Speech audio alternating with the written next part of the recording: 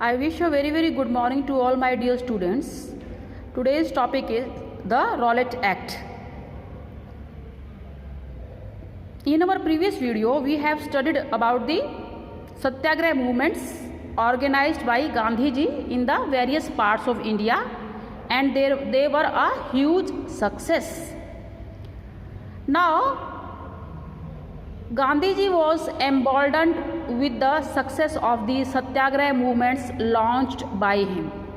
गांधी जी ने पूरे देश में जो साउथ अफ्रीका से आने के पश्चात जो सत्याग्रह आंदोलन आयोजित किए थे, वो सभी सरकार का ध्यान लोगों की प्रॉब्लम्स की तरफ खींचने में सक्सेसफुल हुए, और इससे गांधी जी जो थे उनके उत्साह में और बढ़ोतरी हुई और वो उन्होंने अपने आप को और कॉन्फिडेंट पाया।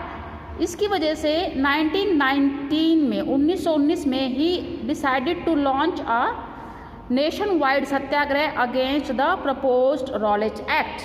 रॉलेट एक्ट को 1990 में ब्रिटिश गवर्नमेंट द्वारा लागू किया गया था, और ये जो एक्ट था इट वॉज हर्डली पास्ड, बहुत जल्दी में इसको पास कर दिया गया विदाउट एनी डिस्कशन। जब भी कोई लॉ बनाया जाता है बेटा, पार्लियामेंट में उसके लॉ के ऊपर डिबेट्स होती हैं, डिस्कशंस होती हैं, और जो पार्लियामेंट में लोगों के चुने हुए जो प्रतिनिधि होते हैं, रिप्रेजेंटेटिव्स होते हैं, वो उस लॉ के प्रॉस एंड कॉन्स, बहुत negative points positive points discuss करते हैं। तो डिस्कशन की वजह से ये पता चलता है कि लॉ कितना सही है, कितना इफेक्टिव है, कितना वैलिड है।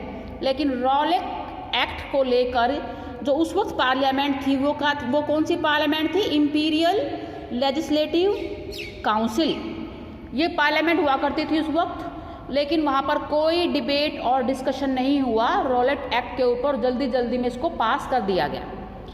Therefore there was a united opposition of the Indian members, और जो उस लेजिस्लेटिव काउंसिल के जो भारतीय सदस्य थे उन्होंने मिलकर इसको अपोज किया।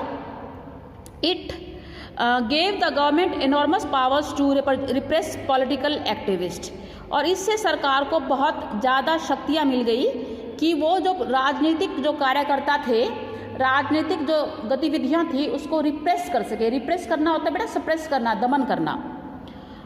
And allowed detention of political prisoners without trial for 2 years, और जो राजनीतिक कैदी थे बेटा, पॉलिटिकल प्रिजनर वो होता है जो पॉलिटिकल एक्टिविटीज़ में पार्टिसिपेट करता है और गवर्नमेंट पॉलिसीज़ को क्रिटिसाइज़ करता है, मूवमेंट्स ऑर्गेनाइज करता है। तो कई बार सरकार को ये चीज़ें पसंद नहीं आती, और ऐसे लोगों को सरकार हिरासत में ले लेती है और प्रिजन में डाल देती है।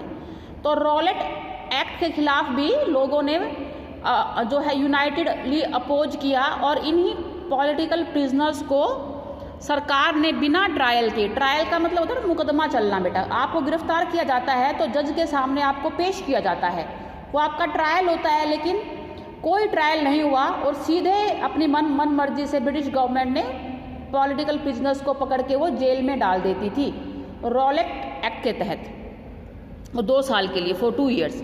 महात्मा Gandhi wanted non violent civil disobedience against such unjust laws.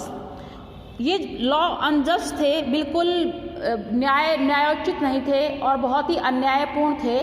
Mahatma Gandhi ने इनके खिलाफ जो था नॉन वायलेंट, अहिंसक तरीके से, बिना किसी वायलेंस के, सिविल डिसोबीडियंस, नागरिक अवज्ञा, कि नागरिक जो है सरकार का ये कानून नहीं मानेंगे, अवज्ञा करेंगे, अवहेलना करेंगे, उल्लंघन करेंगे।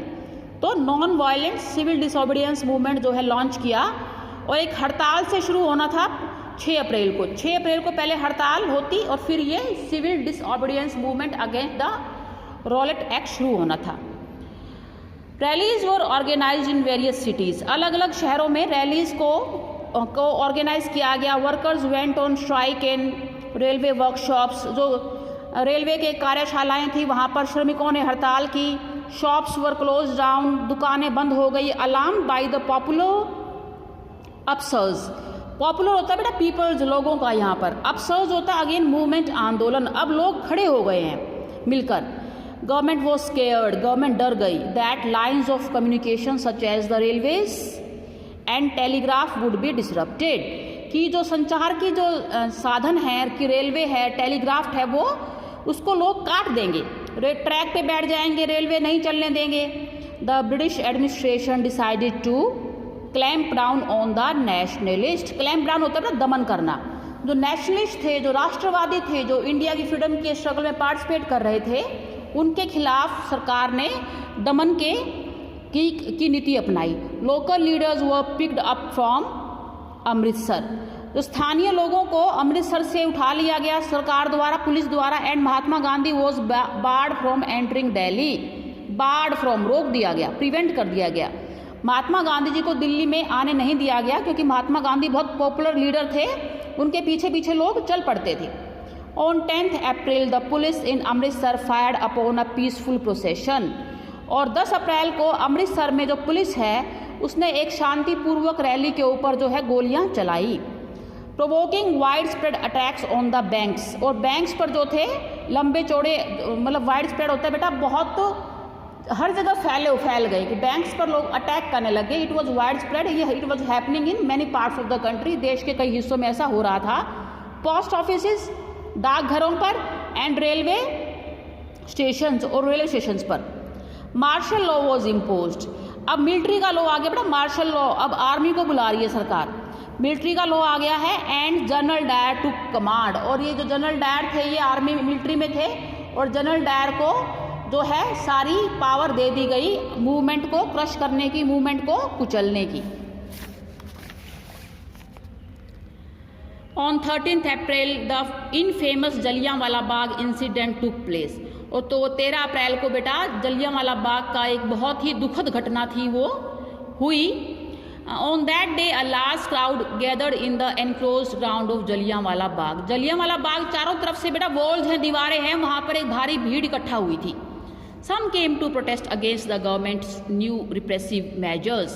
जो सरकार की नई दमनकारी नीतियां थी, रिप्रेसिव मेजर्स, दमनकारी नीतियां, बहुत सारे लोग उसके खिलाफ प्रोटेस्ट करने, विरोध करने के लिए आए थे।